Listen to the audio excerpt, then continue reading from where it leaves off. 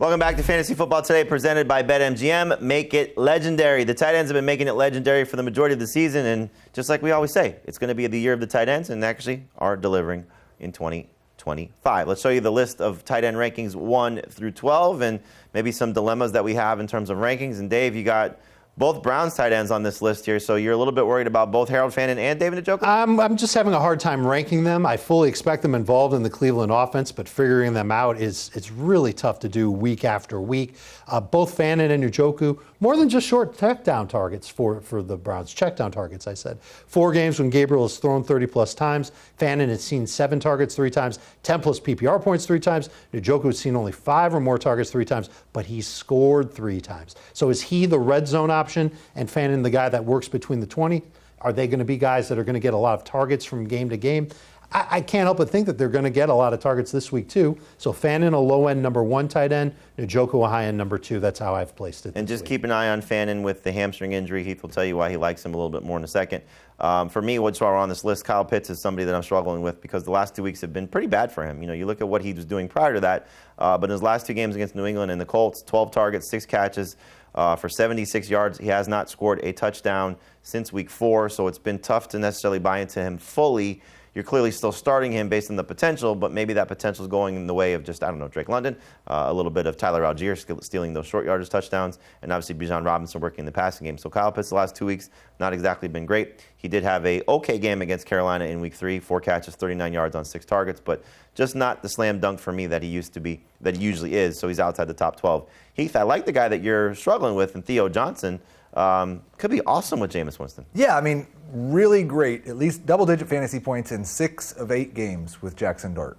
So that's awesome. Then you get a quarterback change. And it's Jameis, who's probably going to throw a bunch, hopefully to his own team occasionally. But we don't know how he's going to distribute those targets between Wan'Dale Robinson, Theo Johnson, even Daniel Bellinger, and then Darius Slayton if he's healthy. And then the other thing is it's the Packers.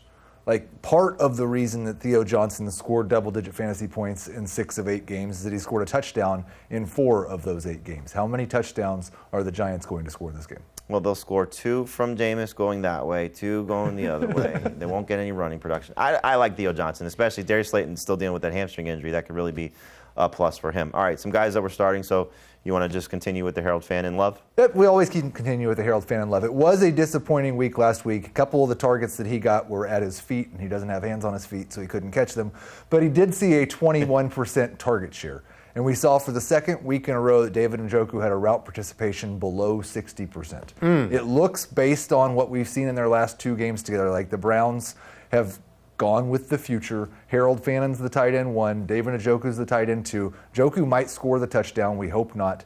But Fannin is the starting tight end on this team and in your fantasy team. Makes me less nervous to go with Harold Fannin after hearing that. Dalton Schultz is somebody you're excited about. Well, he's averaged almost 14 PPR points over his last 4 games, only 1 stinker in that stretch, and now he's taking on Tennessee, and the Titans, they're really not great defensively against anything, and that includes tight ends. They've been okay against tight ends, but I still think Schultz is a good check-down guy for Davis Mills. We saw that connection come alive in the second half last week. I don't mind him this week as one of those tight ends that could get you 5 for 50. You're supposed to say, I don't like Dalton Schultz this week because the last time we hyped him up, he was bad. So we're just, Dalton Schultz is going to be awful. Yep. Don't even use him. Look somewhere else. But start him. Yes, I agree. I would also start Cade Otton. We're going against conventional thinking here because the Bills number 1 in terms of fewest fantasy points, 2 tight ends, as you see, top 6 for all of us. Yeah. He's just been awesome. 10.1 PPR points or more in 4 of his last 5 games, coming off an absolutely dominant performance with 9 catches for 82 yards on 12 targets.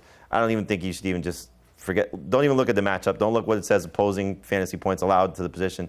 He's great. You start him. All right, some guys that we're going to sit. We already talked about Kyle Pitts as someone we're nervous about. Heath Colston-Loveland, playing well lately, but you don't want to start him this week. I think he's awesome. I wish the Bears thought he was as awesome as I do. I'd love to see Colston Loveland and Luther Burden both get 20% target shares. They've been their 2 best pass catchers so far this year in terms of efficiency on a per-target basis.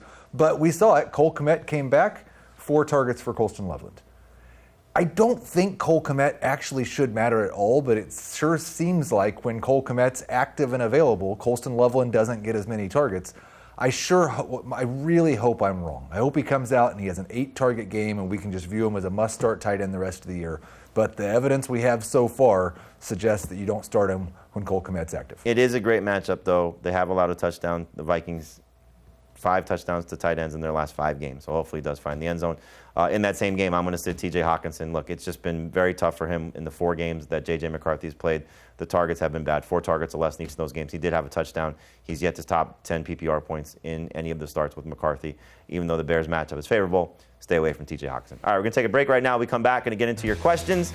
Continue to send them to us using the hashtag AskFFT. You find us, we'll find you. Stay right here, and we'll answer them next on Fantasy Football Today.